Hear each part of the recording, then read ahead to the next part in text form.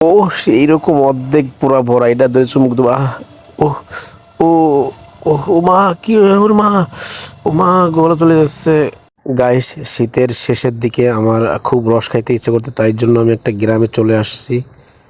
এই গ্রামে নাকি খেজুরি গুড় পাওয়া যায়, তো দানার দান সকালবেলা চলে যাচ্ছে। এই যে সকালবেলা, হ্যাঁ গাইস, খেজুরি গুড় খাবো, সেই জন্য সকাল সকাল রেডিও চলে আসছে। দেখেন কোথা দিয়ে যাই, আপনারা ভিডিওটি দেখতে থাকেন, একটুও টানবেন না।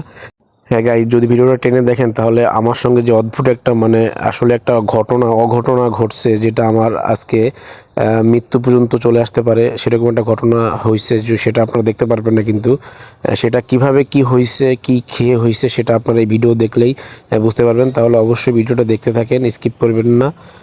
দেখেন, এই যে এই পুকুরের পাড় দিয়ে আমরা এখন সোজা নিচে নেমে যাব।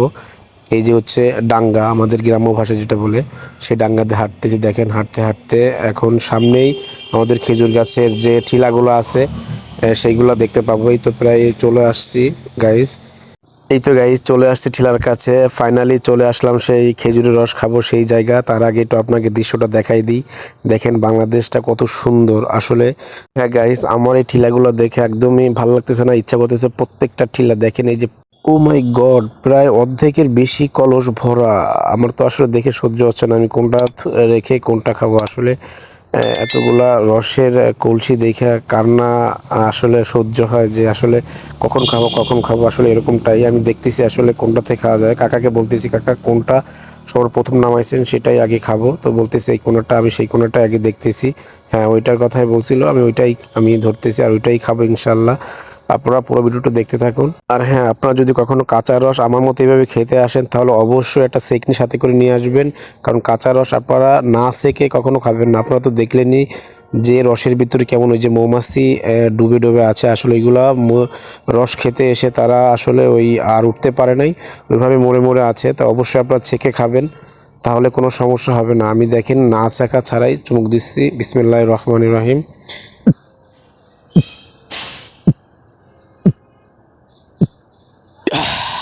মাশাল্লাহ, অনেক সুন্দর রস। আমার তো পুরো একদম কি বলবো, তৃপ্তি মিটাই যাচ্ছে। তারপরেও আমি অনেকটা রস খাবো। দেখেন, প্রায় 3 কেজির মতো হবে।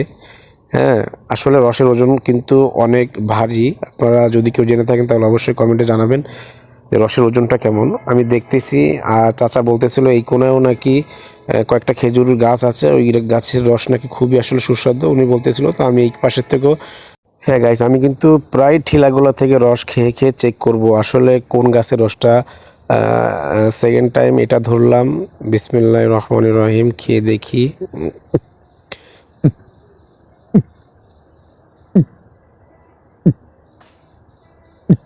আহ আহ কিন্তু এটা মিষ্টি, এটা তো পোক যোগে। আল্লাহ রে, এটা কি খেলাম, এটা পোক চলে গেছে আমার গালের ভিতরে। যাই হোক, রসটা ফেলে দিচ্ছি। গাইজ দেখেন কত সুন্দর লুক, আসলে এখানে আসলে তো যে কারো ছবি তুলতে বা ভিডিও করতে ইচ্ছা করবে। তারপর দেখতে থাকুন। তারপর আমি আর একটা ঠিলা আর নিব। বিসমিল্লাহির রহমানির রহিম। গাইজ, এটা তো অসাধারণ আসলে। সত্যি এটা থেকে আর খাবো না। যাই হোক, অনেকটা রস খেয়েছি, এটা আমি এখন নিচে রেখে দিব। তারপরে দেখি কোনটা থেকে আবার খাওয়া যায়। আমি প্রায়টা টেস্ট করব। আমি সেটা তো আগেই আপনাদের বলছি যে একটা একটা করে আমি কয়েকটা ঠিলা এটা খাবো। বিসমিল্লাহির রহমানির রহিম। গাইজ, আমি এবার শুয়ে শুয়ে খাবো। দেখেন,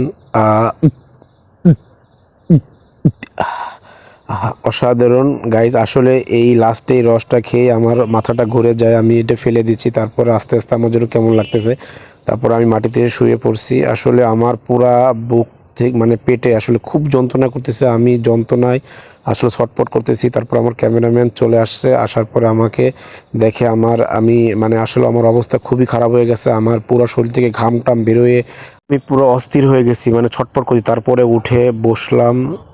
তারপরে আমি দেখতেছি আসলে আমার প্রচণ্ড মাথা ঘুরতেছিল। তারপরে আমি দেখি এদিকে ওদিকে তাকায় যে আসলে আমি ঠিক আছি তো। তারপরে আমি শার্টটা খুলে ফেলছি, কি করে মাথার টুপিটাও খুলে ফেলছি। প্রচণ্ড শীত ছিল, তারপরও আমার এখন অনেক গরম লাগছে। তারপর আমি এদিক ওদিক তাকাচ্ছি আর দেখতেছি যে যে রসটা খালাম সেই রসটা আসলে পোকাজনিত রোগের কারণে আমার এটা হয়েছে। তারপরে আমি কি করব, এদিক ওদিক বারবার তাকাচ্ছি, আর এর রসটা আমি লাস্টে আঙ্গুল দিয়ে একটু দেখলাম যে আসলে এই সেই মিষ্টি রসটাই তো আমাকে আসলে বিপদে ফেলে দিছে। তারপরে কি করব, আমি চোখে হাত দিয়ে তারপর আবার তাকাচ্ছি যে আমি আসলে ঠিক আছি তো। তারপরে আসলে কি করব, আর মনটা আর ভালো লাগতেছে না আমার, এখন এখান থেকে উঠে যেতে মন চাচ্ছে। তারপরে ফাইনালি আমি এখান থেকে উঠে আসলে দাঁড়াবো। হ্যাঁ, তো আমি ক্যামেরাম্যানকে বলতেছি যে তোমার আর ভিডিও করার দরকার নেই, চলো আমরা আজকের মতো শেষ। তারপরে একটা তুমি ছবি তোলো, আমি এইভাবে একটা ছবি তুলে চলে যাই। ছবি তোলা শেষ হয়ে গেল, তারপরে টুপিটা আমি ঠিক করতেছিলাম। তারপরে এখন সত্যি আর ভালো লাগতেছে না, এখন উঠে যাব, বাড়ির দিকে চলে যাব। হ্যাঁ গাইস, ভিডিওটা কেমন লাগছে আসলে আমি জানি না, এটা আমার লাইফে ঘটে যাওয়া সত্য ঘটনা ছিল। যাই হোক, যদি ভিডিওটা ভালো লাগে তাহলে অবশ্যই ভিডিওতে একটা লাইক করবেন, একটা কমেন্ট করবেন এবং শেয়ার করতে ভুলবেন না। আর আমার ইউটিউব চ্যানেলটা নতুন, সবাই আমার ইউটিউব চ্যানেলটা অনুগ্রহ করে সাবস্ক্রাইব করবেন, কারণ সবারই তো স্বপ্ন থাকে, এই সেম স্বপ্ন আমারও আছে। যাই হোক, আমার জন্য দোয়া করবেন সবাই, আর আমিও আপনার জন্য দোয়া করি। আল্লাহ হাফেজ।